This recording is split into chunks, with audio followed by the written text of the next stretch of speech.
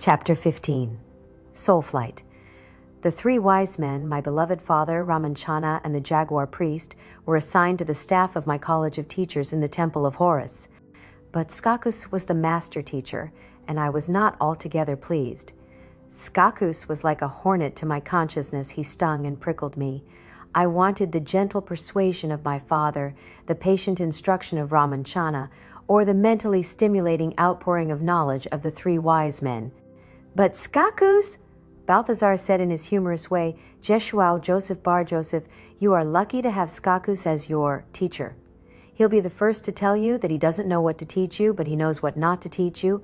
He failed in his attempt to interest the Greeks in truth and deep ethical morality about 600 years ago.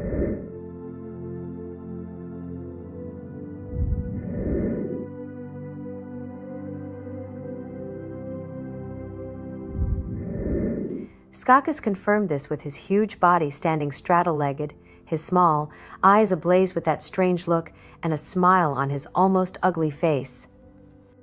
Listen to me, boy, the only one who's gone further than your father. I had the glorious experience of failure, almost made it, had thousands of Grecian boys following truth.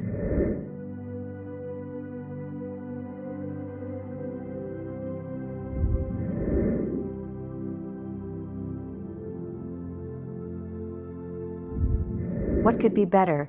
Know how the Orthodox priests got me? Charged I was corrupting the youth who followed me by teaching them to honor false gods. Ha! Taught them to honor the demon within themselves, the eternal God.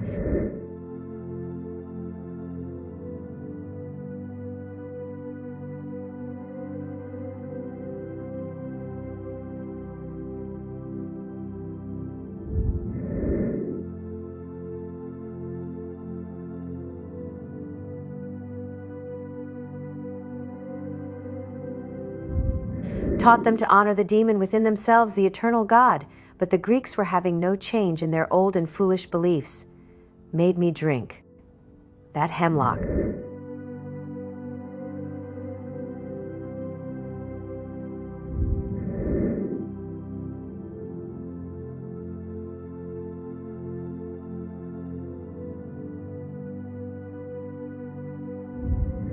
It is bitter, boy, but not a painful death.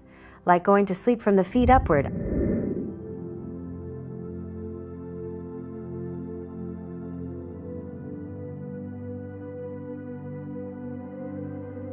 I failed as Socrates, but I did some good, gave the world a philosophy which men can follow even while professing the beliefs of the church that rules them, gave them a concept of the eternal God, inner and perfect.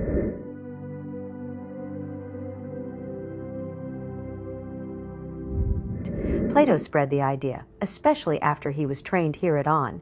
Aristotle, he never had the inner vision and turned all the inner teachings from the heart soul, the ba, to the mind soul, the ka.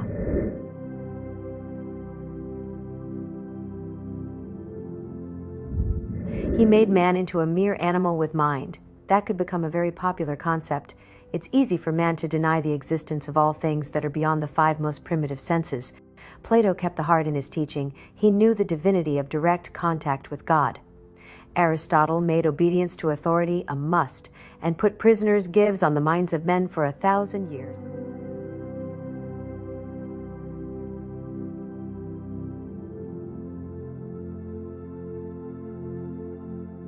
Ha! Though all the others treated me with deference, Skakus called me boy. His instructions were direct, simple, charged with importance, and usually based on some question that created a vast field of unexplored information.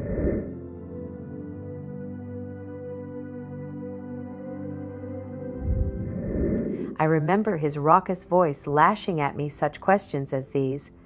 Boy, what is the purpose of life? Why are we here? When I patiently built up an elaborate and structured reason why we were here, to serve God, to perfect ourselves, to serve our fellow men, Skakus would scowl and snap. Good, well reasoned, but coming from your teachings, boy, you are a master now. You must teach from within yourself. You must assume the role and the power of a master, or you will never truly be one. Search for the answers within yourself. Now, try this for a start. We are here to serve the purpose of life, that is, to train the radiant God within us to step forth under our conscious control. We are here to raise the radiant God from within this tomb of flesh. We are here to become immortal and have life everlasting. Another time he snapped at me, "Boy, what is God?" He stood before me flat-footed, weight evenly set upon his feet, like a gladiator nearing combat. God is the creator, all love, the great architect. I would have said more, but he stopped me with a hand upraised. Orthodox! Look, boy, look inside your master heart. There lies the true answer. It is not any of the answers you have been given in your trainings, the answers within yourself. Now, try this for a start. We are here to serve the purpose of life, that is, to train the radiant God within us to step. Try this. God is eternal, unqualified, perfect, divine energy. God is not love. God is all things and is no more love than hate, no more tenderness than fury. God is creative energy, in but not of earthly and physical things. God is not anything that is less than the totality. Especially God is not a high-tempered, punishing, potent old man in a white robe riding on a big cloud surrounded by angels playing on golden harps, such as your Jewish prophets have pictured. God is perfect energy, perfect radiance, but he is unnameable. That is the meaning of the Jewish Jod, the Egyptian Re, the Caribe Kak Ok. He is the way of Tao. He is not definable. You know God only when you have the divine experience, when you raise out of your own flesh the radiant God that is entombed there. For you, within yourself, are God indeed. Skakus had the energy of 10 men and the eager, inboring drive of an anxious young puppy after a bone. He was merciless as a pouncing hawk. Training me seemed to be more important to him than life itself, and he acted as if his future was at stake, not mine. One day, even as I was thinking this, he snapped, "Boy, it is my future that is being poured into you, my future and the future of man's true freedom upon the face of the earth, not yours alone, boy, the life of men yet unborn, the freedom from mental tyranny, man's joy of knowing God in their own flesh."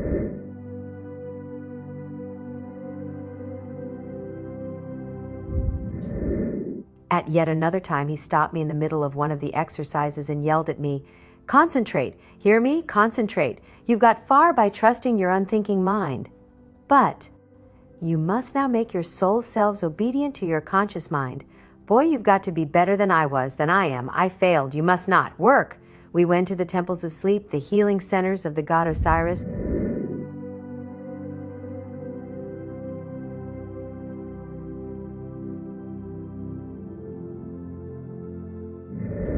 There we spoke the sacred incantations that raised men from pallets of death.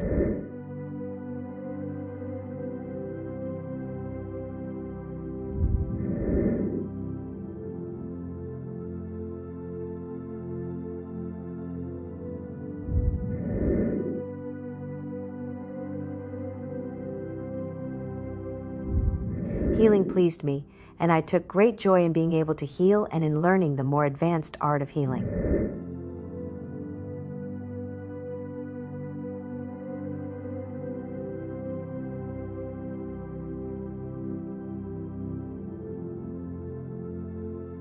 Skakus was a master healer, equal, or possibly a little superior to my magnificent father.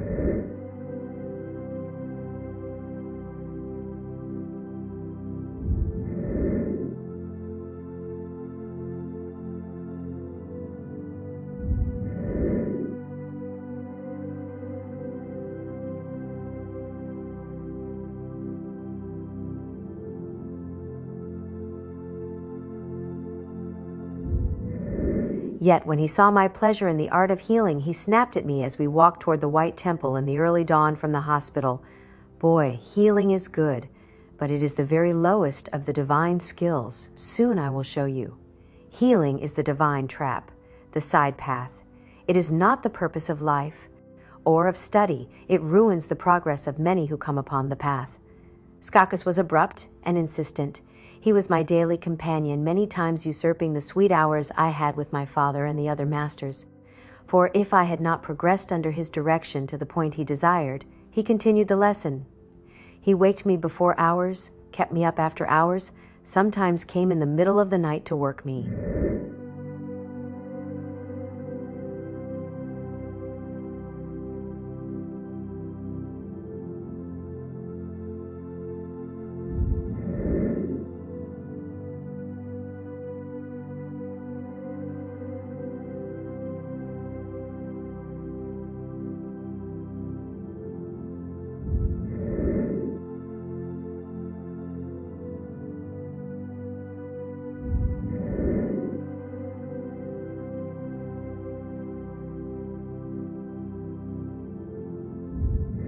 He kept at me endlessly, relentlessly, until my flesh was heavy with weariness and my brain seemed dull.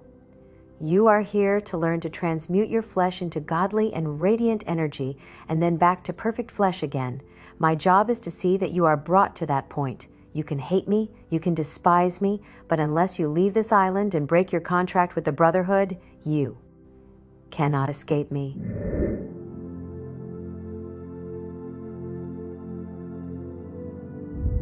He kept me at the exercises endlessly, and he never ceased to work with me. He coaxed me, he flattered me, he cajoled me, he bullied me, he teased me tenderly and ordered me arrogantly. He kept me in a ceaseless emotional turmoil, and yet above it all was his incessant insistence upon my working at the sacred exercises. Even when he was lecturing me upon some point of understanding or philosophy, he would stop to say, "Boy, are you building your radiant temple? Are you filling your cells with peace and power each time you breathe? Each time you breathe, you either add to or detract from your godhood."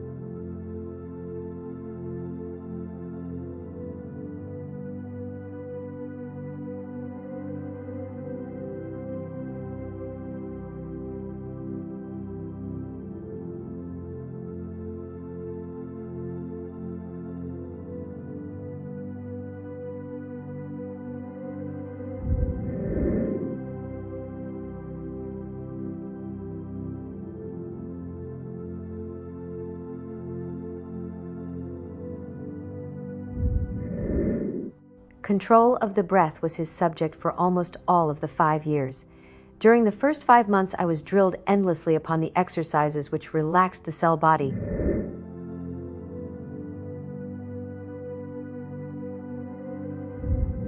These were based upon control of the breath. Sometimes he would shout, "Not the yoga breathing technique. That is for beginners. That is for those less than true masters. I know you have been schooled in 33 of the yogas. You are a master of yoga. But you must now learn that which is beyond yoga. You must not use their breathing methods, but these I teach. You will find that when you are ready for them, and you'd better be soon, boy. We will teach you more with 5 of the sacred exercises than you learned in all 33 yogas."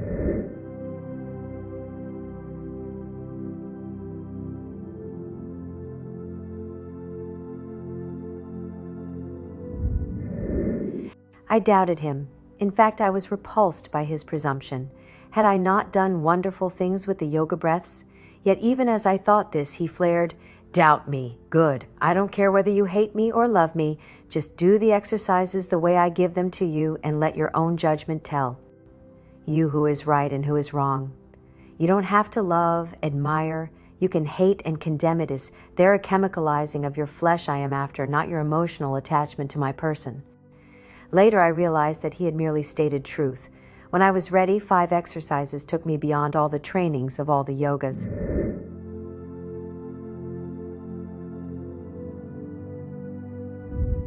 I tried to love him for his sincerity, but he would have none of a tender emotion. He was neutral and as detached as God could be. He was so filled with knowledge and ability that it crackled from him like lightning from a cloud.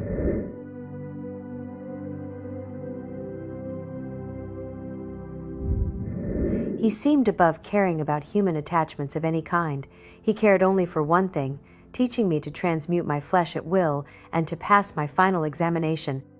Never once did he relax that amazing discipline which I came to. No, he had insisted upon aboard my training ship, the Britannin. He ran the temple like a ship, driving even the great masters to greater effort, and all was directed toward hand-tending my teaching that I might learn the sacred exercises, the religion of truth, and how to transmute my flesh and then restore it again.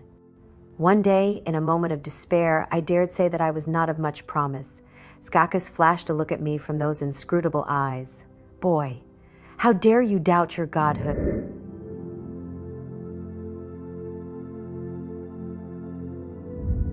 How dare you doubt your godhood? Of course you have great promise. Only for one of great promise would I have worn that repulsive bear grease on the Britannin. Don't you ever doubt your ability. Do you hear me, boy? Don't doubt yourself ever. Doubt of self is the handhold of the deep night of despair.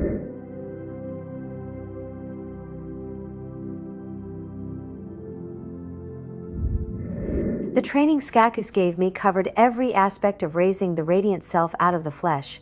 Starting with breath and physical relaxation, it went into mental and emotional development and control, and then into the spiritual exercises.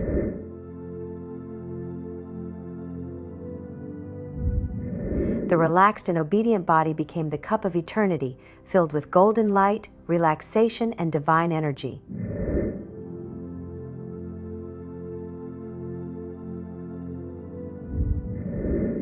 One day Skakos took me out upon the terrace for his lecture, and I saw across the cove the lovely form of my golden girl, standing lonely upon the terrace of the golden temple of the Virgin of the world.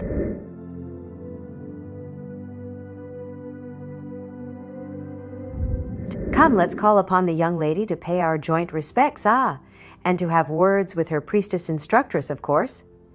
Felt the shaft of 1,000 arrows of doubt within my heart as we walked toward the golden temple. We came at last to the terrace, and Mariku was there, so golden and beautiful that I could see nothing else but her glory. Skakos left us, and I stood upon the same earth as that of my beloved. It was rapture, and I could find no words to speak, but she smiled, and there was music in every cell of me.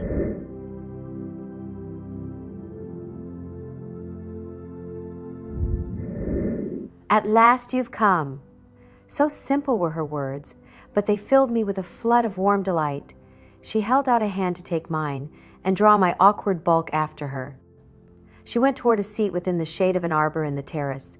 There we sat, and her fragrance was like that of wild honey and ginger flowers. Sitting close to her, I could see the endless beauty, the depth within lustrous depth of her skin. I dared to reach my fingers to touch her wrist. Her breath came in a catch of astonishment, and my fingers tingled. Though I felt overbold, I held to her wrist and let my fingers drink the delight of her warmth. Slowly, her fingers opened, her palm came up to touch mine, and we sat enwrapped in my delight. We scarcely spoke, for my breath was too much in my throat for speech, and my brain was too much in whirl for sense. Somehow in that joyous hour I came to know that she was in training as a priestess of Isis, had been trained as the daughter of Saridwen, that is, to the highest possible learning of the Druids. She also had been trained in yoga and was now taking more advanced training.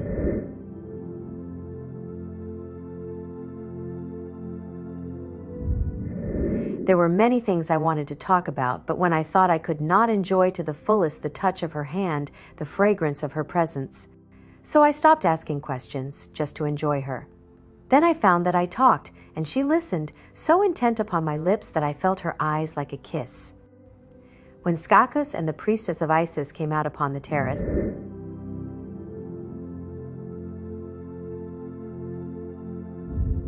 we whispered our enjoyment of the afternoon as if it were a treasured secret.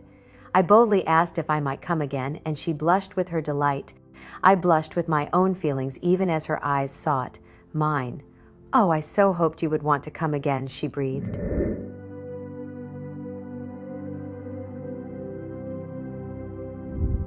We stood facing each other in the arbor.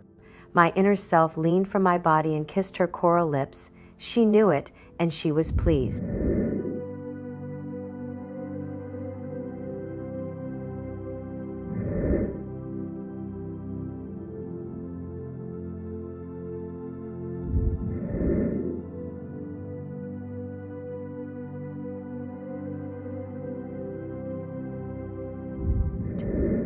On the way back to the Temple of Horus, Skakos was silent until we almost reached the terrace to the quarters assigned to me.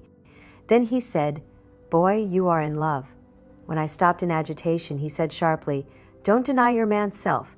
Could you deny your man's self without also denying the wisdom of the divine? But know that even love must be forgone in your final test. Cling too tightly to love in any form, and it may be the death of you." We walked on to the terrace, and he snapped, "Now we will work all night to make up this time. Our purpose now is to teach you the truth behind the 9 bodies and to make each body obedient to your conscious will. Are you ready?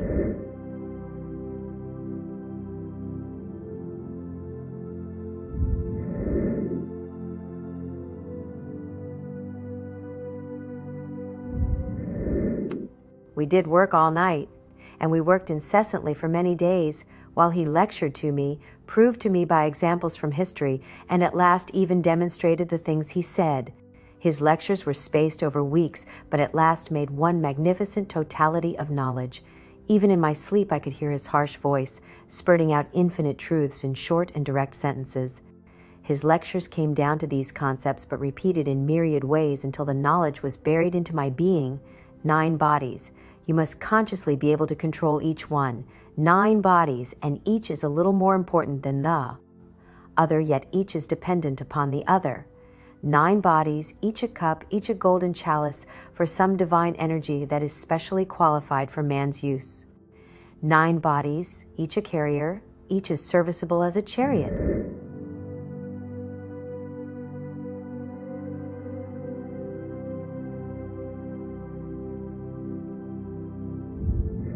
Yet each is hard to drive, as if that chariot were harnessed to wild elephants with tigers leaping upon their backs.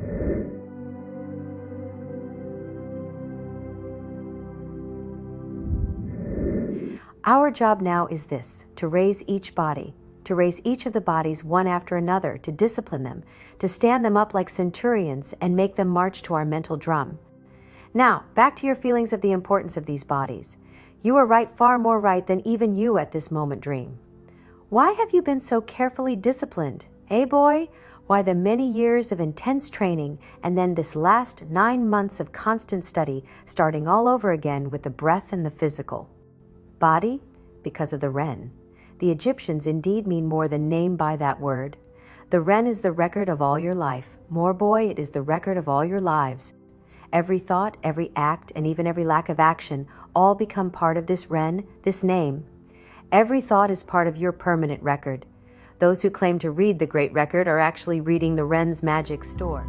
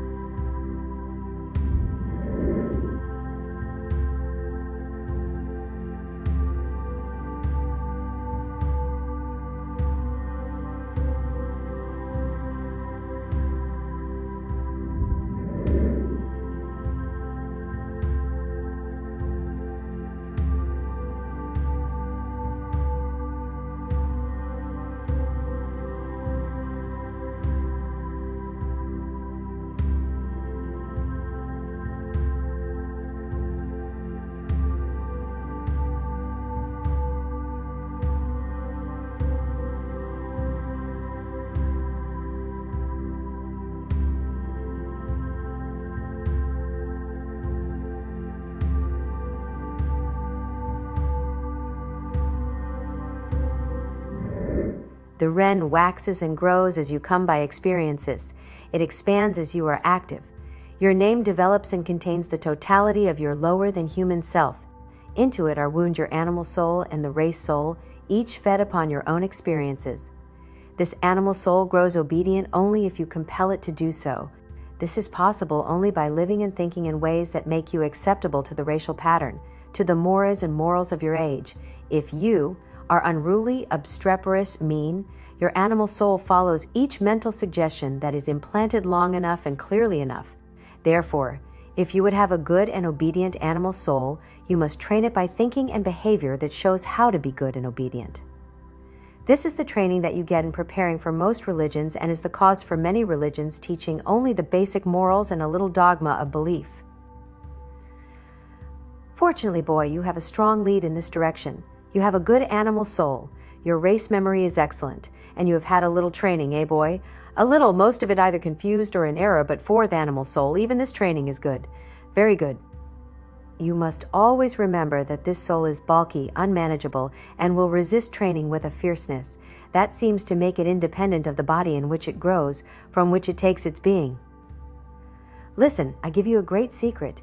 You can control it by intense desire. You can control it by very great force of will. Until you can control this unruly Ren, this animal soul, you cannot safely and permanently raise the radiant self. The special breathing techniques you have had are a specific harness for this animal soul. You are now ready for further instruction. It has to do with the physical body, the temple of flesh, the storehouse for all of these different bodies and souls we are about to master and control. The physical body is of special importance, for it is the fulcrum upon which all the other bodies are moved.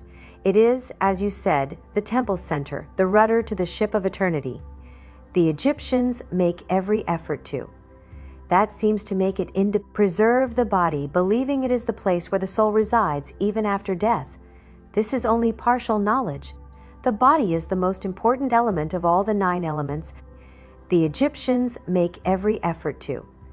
That preserve the body, believing it is the place where the soul resides even after death. This is only partial knowledge. The body is the most important element of all the 9 elements until the spiritual body, the Sahu, has been rooted in the heavens, as you will see in about 2 years. Until that consummating moment in the struggle toward godhood, the physical body is the home of the other bodies and souls. If it is destroyed, so is the individuality destroyed. Once the spiritual body has been built, that glowing temple not built with hands, secure and eternal in the heavens, then it becomes the most important. For out of it grows the body of primal energy, the Sekem, and the soul of radiant energy, the illustrious Ku. You have spent these months mastering the breathing technique which relaxes the cell body and at the same time instills into it the greatest power known to man. You have filled it bursting full with the power. You have done all you could to make your cell self-obedient to the requirements of spiritual growth and obedient to any mental or spiritual command. Such obedience must be instantaneous, unquestioned. Once started, it must go to its completion automatically, that is, without further thought. It may seem impossible to you now, but it is not. It can be done, and you of all people have a good start. You luckily have a good strong body. You are healthy and will never allow weakened cells to bring forth involuntary bodies like some do who speak with familiar spirits. Will you, boy? No? Good. You are disciplined, but you will be more disciplined in a while. Wait and see. Oh, after this lecture, I wish you'd work with the Jaguar priest. The Caribs have a way of mastering the cell body so that they can sit 3 hours in the noontime sun and not sweat. You need such control of your inner body.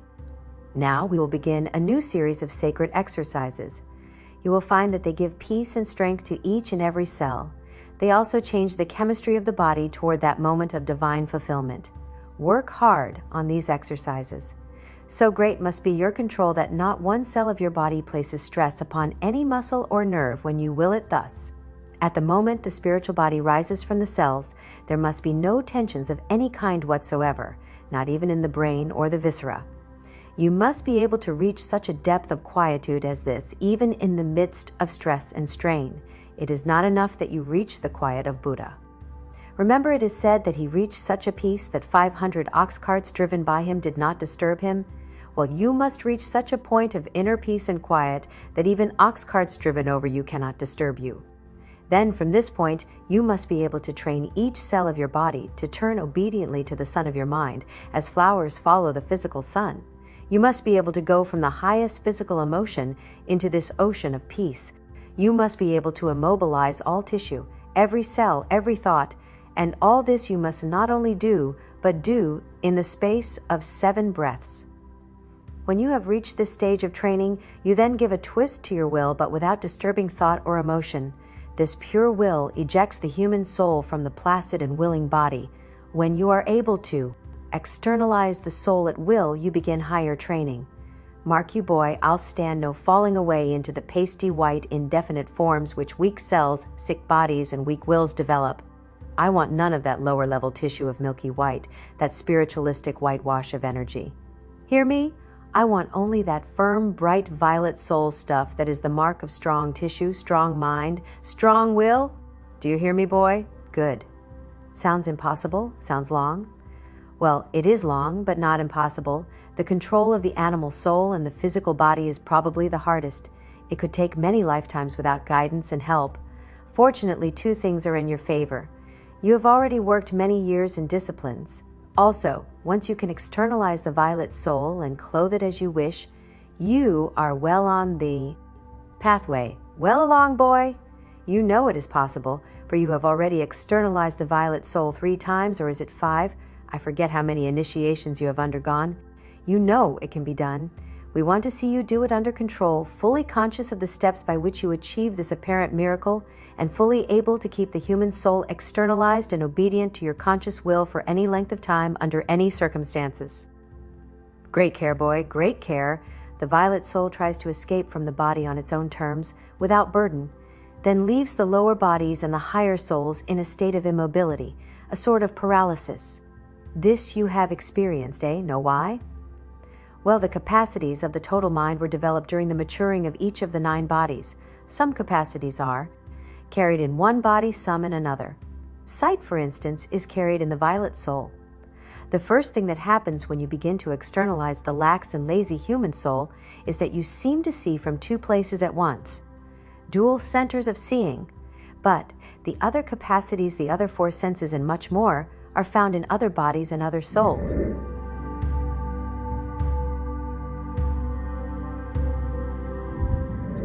The lazy violet soul carries nothing it is not forced to carry. It is therefore like an automaton, a walking energy without full mind, memory, and speech. Spooky boy, spooky. Yes, once it is disciplined, it becomes a workhorse and carries all bodies until the spiritual body has been developed fully.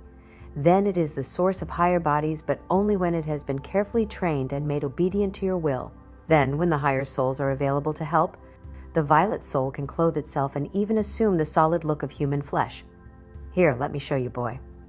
Skakus lay down upon the smooth stone wall around the terrace, his white robe bright in the mid-afternoon sun. In 3 breaths, I saw his body start, as if the force of his energy of thought switched from the front to the back of his head.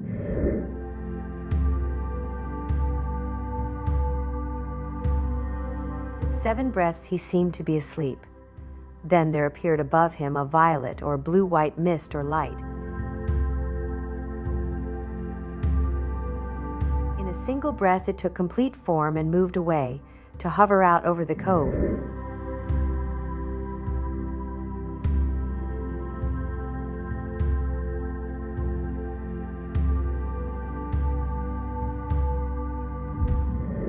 Then it came back and stood on the far side of the terrace from the still, white-robed form of my master.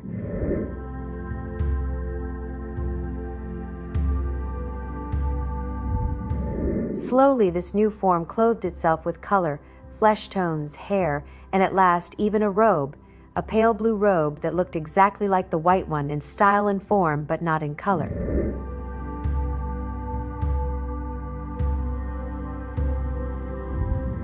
He beckoned me across the terrace, and while we sat on the far wall, continued to lecture and seemed to forget the reclining white-robed body. Come to me here, boy. You will find later that it is hard to stay very close to the body when externalized. There is a hungry pull of the cell body that entraps the violet soul whenever it can. You see, at a distance from the physical body, the human soul becomes a thing of use and service. You could, for instance, when you had mastered this technique, be listening to me here and also sleeping in your chambers, or even out swimming in the cove, or doing any other thing you might wish. Of course, I know you could never wish to do anything more than you would wish to hear my lecture. Now could you, boy? Ha! He blushes like a man in love. Good. Good. Now, let us go for a swim, shall we? We hurried down to the water by way of the steps. After the first few steps, Skakus appeared to be fully in the flesh. Had I not been able at all times to see his body on the wall above, I would have believed he was in the full flesh beside me in the warm water. We swam out to the center of the cove, and Skakus said, "Boy, want to race an old man for sure." He began the race, and I swam ahead of him slightly. But suddenly he came striding by me, walking on the water.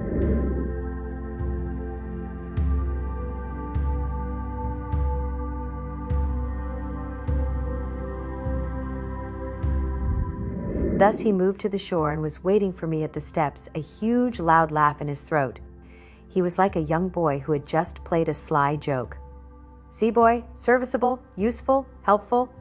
Back at the terrace he walked, toward the white-robed body, seemed to dissolve the blue clothes and the coloring, then flipped up and over and fell into the body backward. Skakos sighed, stirred, rose, and continued to laugh with his pleasure at the magnificent lesson he had taught me. You're thinking it would be good to stay in that form all the time, eh? Until you reach complete divinity, you will find it almost impossible. It takes an enormous amount of energy and a great driving desire. No, boy, this violet soul is better for short stays and for certain types of healing where the power of animal soul is needed. You will see. Now, you have spent months learning about the physical self, the cell self as I call it. This cell self is made up of the animal soul, the physical body, and the human or violet soul. This is the physical unit. Toward the white-robed body, seemed to dissolve the blue clothes and the coloring, then flipped up and over and fell into the body backward. It is the first and longest of 3 steps toward divinity, and it is this that most religions dimly hint of and that most secret rituals boldly train for. But this is only the beginning, the very beginning, boy. You will see, though this level is pleasing. Now you have spent months learning about the physical self, the cell self as I call it. This cell self is made up of the animal soul, the physical body, and the human or violet soul. This is the physical unit. Toward the white-robed body, seemed to dissolve is the first and longest of 3 steps toward divinity, and it is this that most religions dimly hint of and that most secret rituals boldly train for. But this is only the beginning, the very beginning, boy. You will see. Though this level is pleasing, it is not really much. You used it at Elephanta and at Bokhara, but under extreme fatigue, hunger, and high emotion. Now, here are exercises that will help you learn to use it under any conditions whatsoever. Skakos had always encouraged me to more and more work. Now I had a secret and private reason for work. I began to rush the time with impatience, for it had been over a year since I had been permitted to visit my beloved Mariku. During that year, I had looked at her longingly from my terrace across the quiet cove.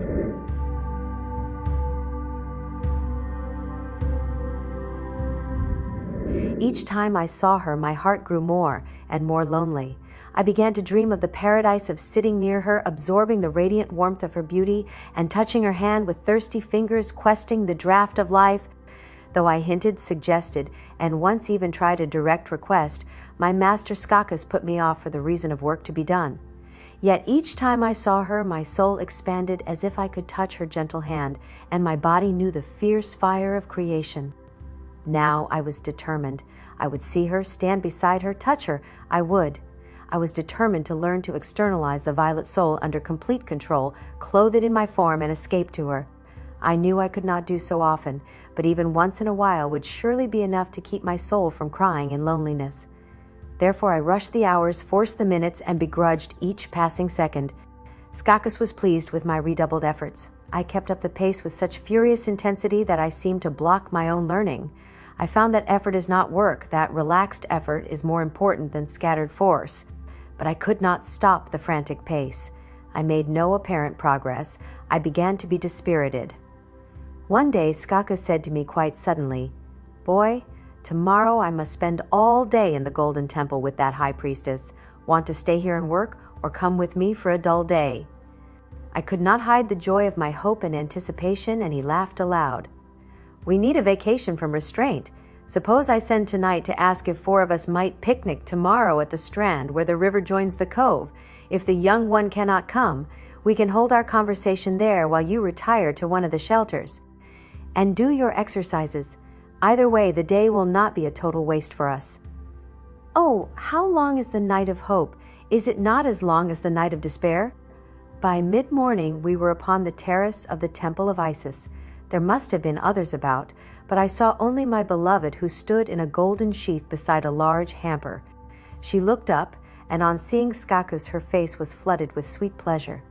She ran toward us, her toes only kissing the marble of the terrace.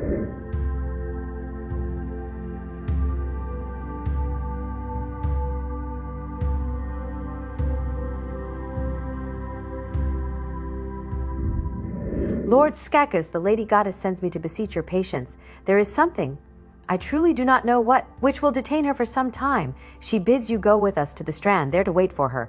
Skakos scowled and seated himself upon a bench. I thought there was a gleam of pleasure in his eyes as he said, "Drat women. Always something. Well, we can be comfortable here, eh? Or would you two like to go ahead to the cove and wait for us there?"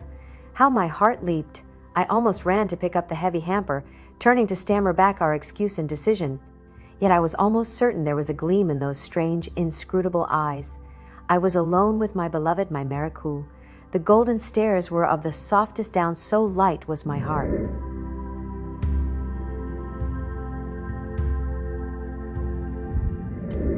My heart was in my throat, and I dared not try to speak to my beloved. At the bottom of the steps, I turned to face her. "I have missed you, beloved of God." Mariku smiled so radiantly that my ears thundered. "Oh, I have missed you too, beloved of God." The warm wind touched the golden strands of her hair and kept them floating as if, loath to leave off touching her. Her eyes were bright as twin suns, and my world was caught up into the universe of her beauty. How long we stood thus I do not know, but at last I managed to whisper, "I want to be with you often, beloved of God." "Oh, how I want you to want to be with me," she said. So intense was my desire that I was leaning forward to touch her coral lips with mine when Skakus called from above, "Go on to the strand, we may be ours." How joyous was that message! We hurried toward the distant shelters and the wide sweep of sandy beach. We whispered our gleeful words as if we were conspirators. Though we could be seen from above, we could not be heard, yet we whispered, seeming increase our joys by the very intimacy of our voices. We rushed down the way, and well we should, for the day was all too short. We talked and walked in the sand, feeling its hot cold mold upon our feet and between our toes. Sometimes, with cautious glances above, we even dared to touch hands, and then my body was filled with sheer delight. Thus the joy of the day of coming to know each other sped, making hours into minutes, and filling a single sigh with more feeling than a sacred ritual can contain. How sweet she was, how graceful, and how learned. Her wisdom was greater than mine 100-fold.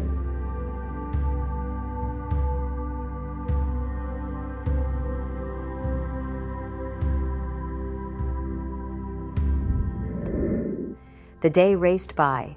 It was long after midday when we decided to eat our part of the lunch, for the other two did not appear. Strangely, we found that either our appetites were enormous, or there had been little more food than two lusty appetites could master.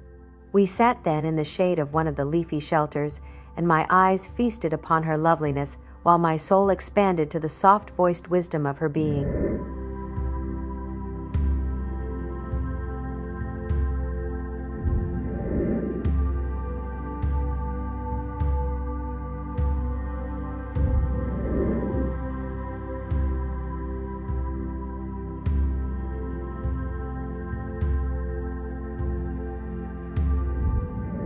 It was mid-afternoon when Skakus called from the terrace and motioned for us to come up. My heart was heavy with the need, yet my veins were more than ever on fire with the desire to master the violet soul and be with her more often. As we walked back to the golden stairs, I whispered, "Will I be welcome if I come again, no matter how? The temple of Isis is open to all." "No, I mean if I come to see you, you only." "Oh, does a woman know unless she is told? Would I be welcome? Yes, in any form and any time you would be welcome, but..." She stopped at the foot of the stairs.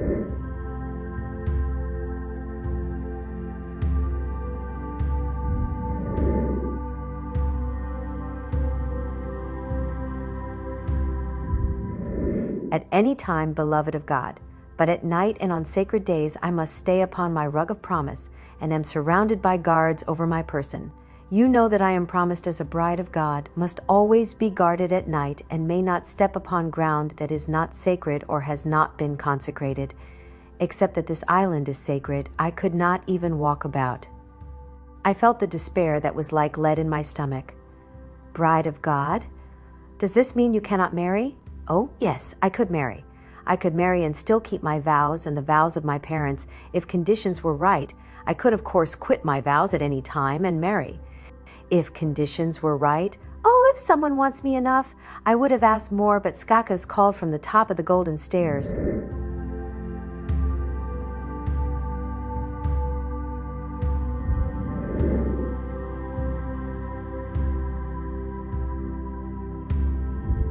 This interrupted my near confession that I wanted her enough for anything. We moved upward, our hearts and pleasures still at the strand. The memory of this most glorious day of my life sank into my physical being, but I pondered deep in my heart over her phrase, "If someone wants me enough." Surely more than anything, I wanted to be with her, to boldly touch and caress her and kiss her with my physical lips and declare my love that grew within me and grew and grew. Frantic and driving hours turned to weeks, then to weary months, and I was ever at work on the exercises. Each day I looked across at my golden beloved and became more determined to rise out of my flesh and be with her. One day I saw her on her terrace, and my desire was like a flame within me. I went to the exact spot where Skakus had lain upon the wall, lay down, and plunged myself deep into my temple of peace.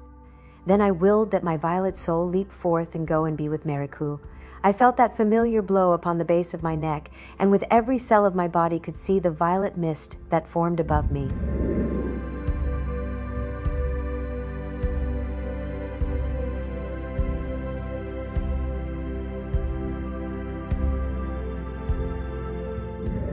I was so pleased that my heart raced. The violet body slammed back into my physical body, almost knocking me from the wall and setting every nerve to burning. I lay down again, and this time brought forth the violet soul and held it from me at 20 paces. Then I tried to walk, but found that I wobbled and was pulled back toward my cell self with an almost irresistible force by a silvery cord that ran to the base of my brain.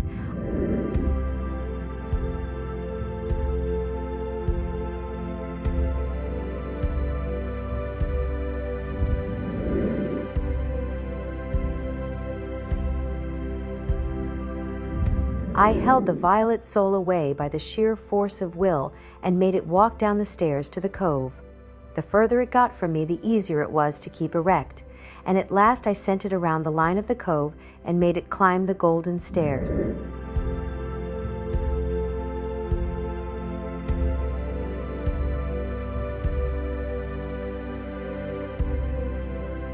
There at the top I stopped and looked at my beautiful beloved.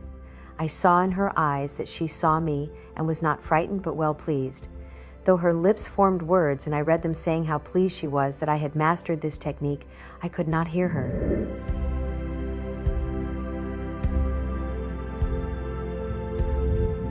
When I tried to speak, I could not make sound.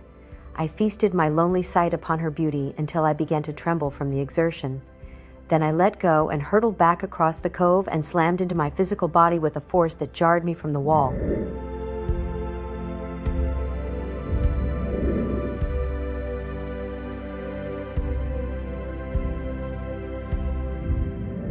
I was triumphant. I had seen my beloved. I could now go and look upon her and drink deep the joys of her beauty. Strangely, each day I found that my masters had to be about some other temple business at the time when Mariku came forth upon her terrace. So daily I lay upon the wall and sent my violet soul to be near her and to look upon her and to feast upon the glory that was the sight of her beautiful form. This continued daily for 3 months or more. I began to long to feel the warmth of her, enjoy the honey ginger blossom fragrance of her, hear the beauty of her voice, and touch her.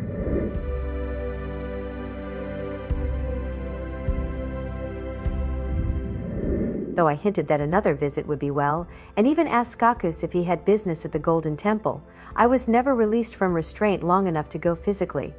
Therefore, I decided to let Skakus know that I could externalize my violet soul so that my training would progress to the point that I could clothe this externalized self with all the senses and the appearance of a real man.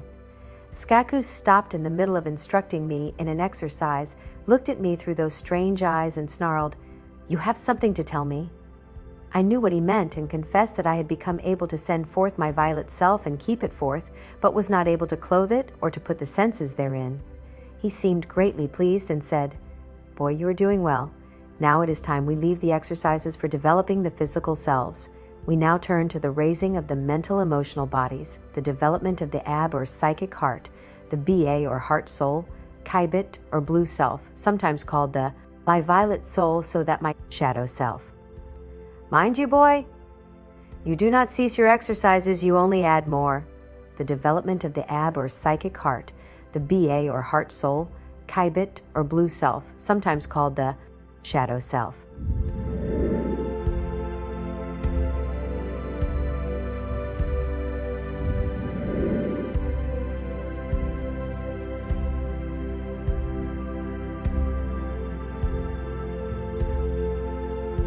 Mind you, boy, you do not cease your exercises, you only add more. You will have less and less time. The exercises you have been doing must be continued to make your cells self-grow and to train your violet body to come forth easily from the flesh. Continue. Work. Work.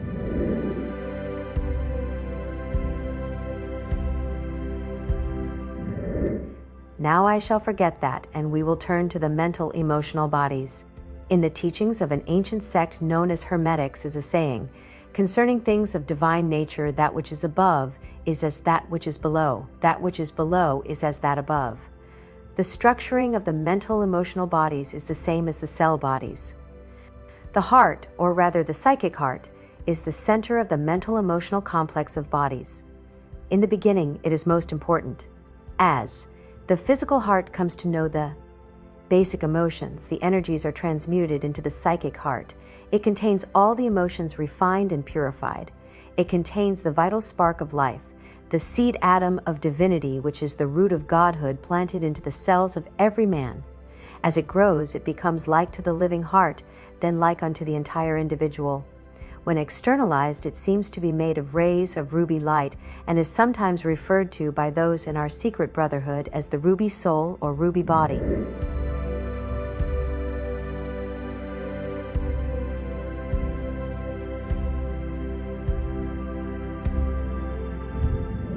At this level, all bodies are souls, and conversely, all souls are bodies when qualified. The ruby body becomes the center of all spiritual and mental growth. It grows as your mind grows, not in brilliance, but in deep, heartfelt understanding. It is the seat of wisdom and the power of reasoning in abstract areas. The ruby body grows with every thought, good or bad, and at last is truly the full measure of a man's true goodness.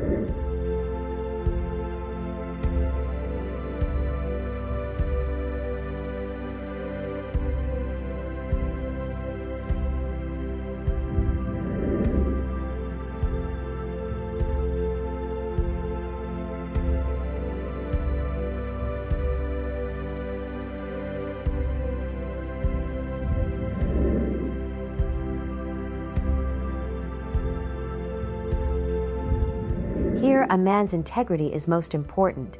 His own opinion of himself is vital, for if he doubt himself in any moral thing, his ruby body cannot grow to full stature as swiftly as it should.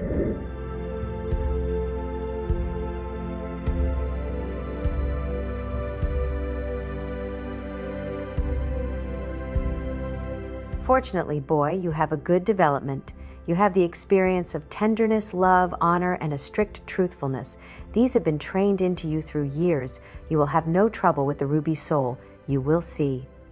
He smiled at me a strange smile and added, "You will know when you have mastered control of this body. It contains the sense of touch, the sense of feel, the sensations which are needed for true emotion in the externalized body. Now, here are the exercises you are to do first."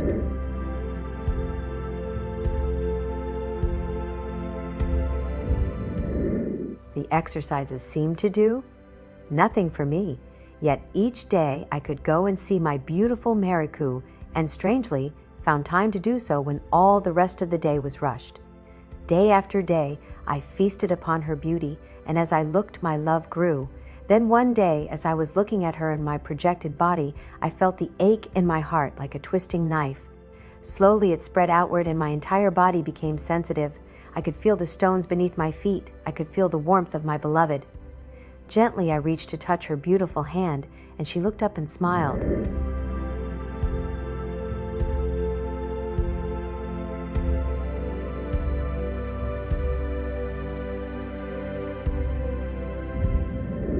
Oh, how great was my joy. Each day I hurried to my period of aloneness that I might be near her. One day Skakus began his morning's instruction. "Boy, now that you can feel and know you are controlling the ruby soul, shall we go on to higher things, the heart soul, or Ba is the next we will master. This grows out of the ruby body and out of the human soul. It is built by the power of every thought which you have ever said, heard, or has ever been spoken about you. It is grown directly by emotional words and develops most swiftly under the power of prayer. It is, therefore, for the development of this heart soul that the yogins chant their mantra and the Buddhists spin their prayer wheels. The heart soul is pure yellow. When externalized alone, it is a resplendent color of the midday sun upon a white cloud, only more transparent than even the reflected light.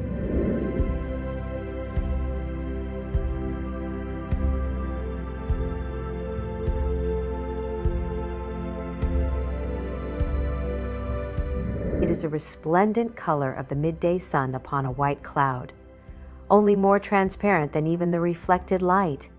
As I said, the yellow soul is housed in the ruby body until it has grown to magnificence and power. It takes its power from the human soul, the violet body, and qualifies and expands the powers of that body. It adds to healing. It is the source of healing of almost all diseases. It is greatly active and is the base for the sensory facility of smell. You will know you have mastered the when you externalization of this yellow soul, for you will have the sensation of smell. But I warn you, the fragrances will be powerful beyond belief. The yellow soul can be either material or immaterial.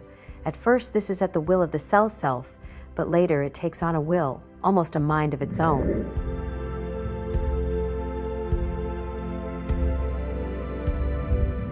When all of the bodies have been mastered and brought under control to this point, the symbol is that of a risen soul, of a hawk that is human-headed, that is, a developed soul risen from the body but obedient to the mind and will. Here is the series of exercises that will help you externalize, master, and control this yellow body. They start with learning the value of sound. Every word you say, the very vibrational energy of every thought you think will aid you in this. Begin with chanting this sacred mantra.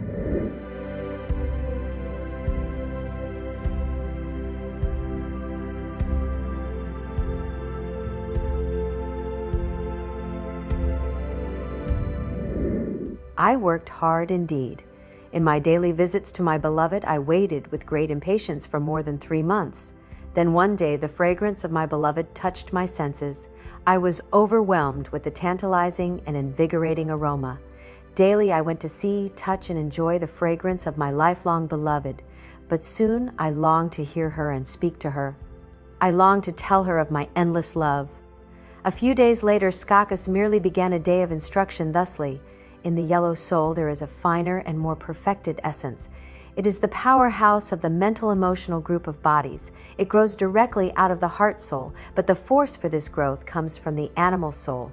Yet this force is qualified by passing through the cell body, the violet body, the heart, and the heart soul.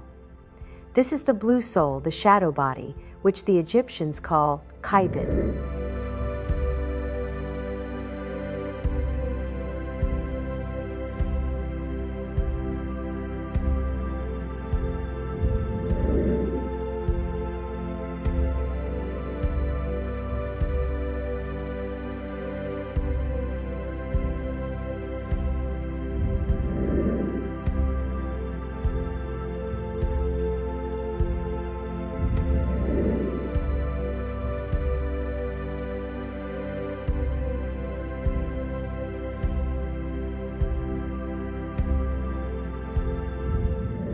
It is the powerhouse of the mental-emotional group of bodies. It grows directly out of the heart soul, but the force for this growth comes from the animal soul.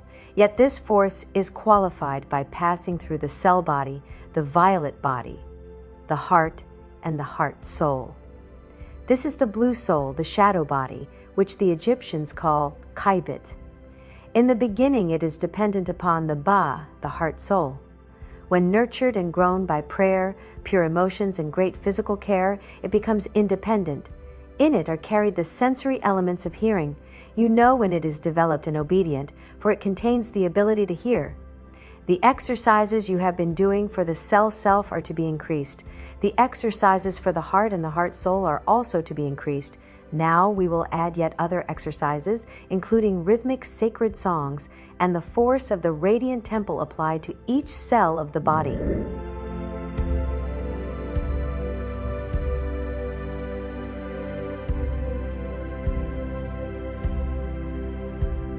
How I worked then?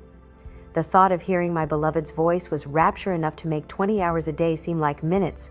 Truly it, prove this way that to him who desires greatly, things will be given swiftly.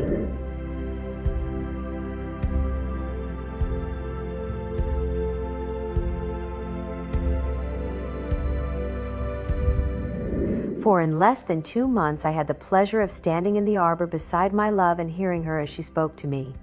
As the days went on, she knew I could hear her, and she sang me pretty songs in a pure, low voice.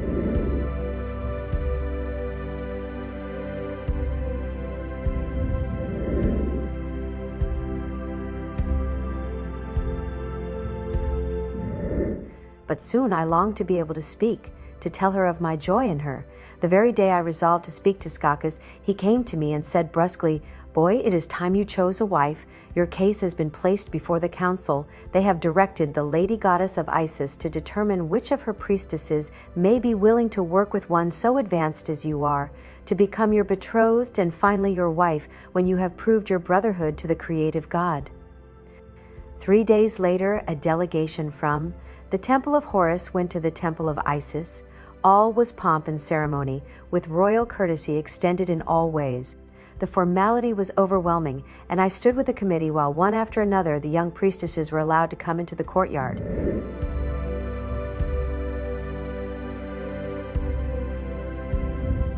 They were beautiful, they were gay, they were enough to turn the head of any man. But as the long day dragged on, I looked in vain for my beloved Mariku. She did not come, and at last Skakas snapped at me. "Boy, will you offend the Temple of Isis? Choose one of these beautiful girls soon. The high priestess grows impatient."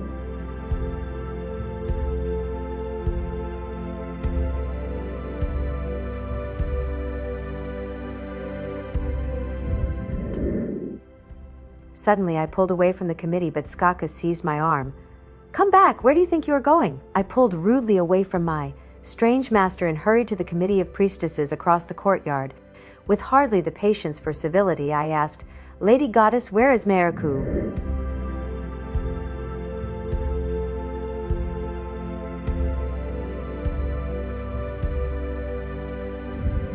She threw a strange look toward Skakus, who came quickly upon my heels. "Why, beloved of God, she is a bride of God. She is under vow never to marry, well, at least only under the most unusual conditions." "What conditions?" I was rudely impatient. "That she be chosen above all else in the world, that the man who chooses her be willing to prove his godhood, and other conditions." "Where is she?" "I do not truthfully know." She did not lie, but the eyes of all the priestess committee turned downward to the shelters at the strand. "It is no matter, boy. Your betrothal committee has chosen a lovely priestess for you. Lady Goddess, we of the Temple of Horus thank you." "Betroth her to yourself, then, you of the committee. I will marry but one woman." I think they barred my way. I was conscious of the contact of my body with others, and that my tunic was torn.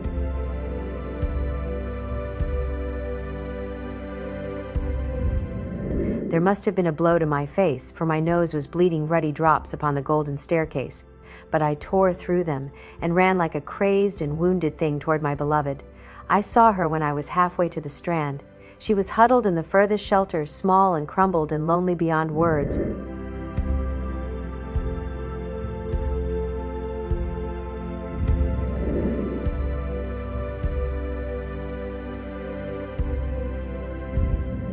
Even as I ran, I scooped handfuls of water from the cove and washed my face and dried it and stopped the bleeding.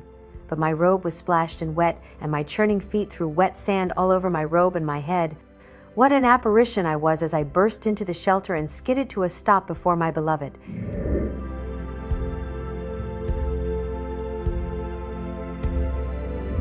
Apparition I was as I burst into the shelter and skidded to a stop before my beloved.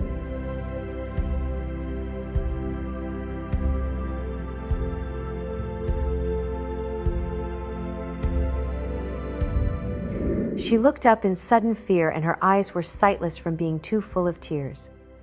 Perhaps that was my blessing, for she could not see my wild and disheveled look. She stood poised as if to flee from me in terror. "Will you marry me?" I demanded.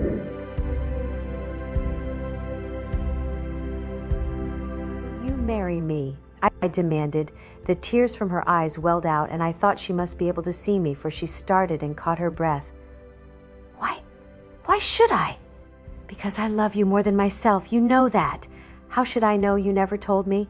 You knew when first I saw you. You are my life. With you I am a god. Without you I am less than no thing at all. I have taken a vow. So have I, beloved. I have taken a vow to aid all mankind, if it lie within my power and it be the will of God. But without you, life will have no meaning. Without you, I shall surely fail, for I shall not care. Without you, I have no hope, no place, no anchor of love. If you will take me with my vow, I will return to you. If you wish, I will disclaim my vow and leave the order, that I may be with you for all the days of my life. I have waited all my life for you. Her words were so simple that at first I did not understand their meaning. Then she was in my arms, and I held my beloved to my breast. Her lips were sweeter than the wild honey, more exciting than the ginger flower.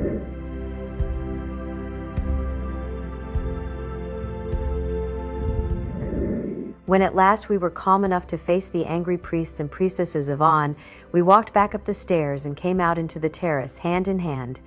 Stormy faces were there, clustered groups, whispering and chattering. Many an eyebrow was raised at the way I looked in my wet clothes, with sand on my person, made dark by the tears of my beloved upon my cheek. But holding her hand, I faced my master defiantly and said, Lord Skakis, Lady Goddess, I thank you both for your efforts, but there is but one woman I can love. This one is now my betrothed. Skakis advanced upon me with an angry countenance, and the high priestess advanced upon Meriku. What if this means your dismissal from the order? My arm stole around the trembling frame of my beloved. Let it be as God wills it. This is my decision, she said firmly. Mine too, I said,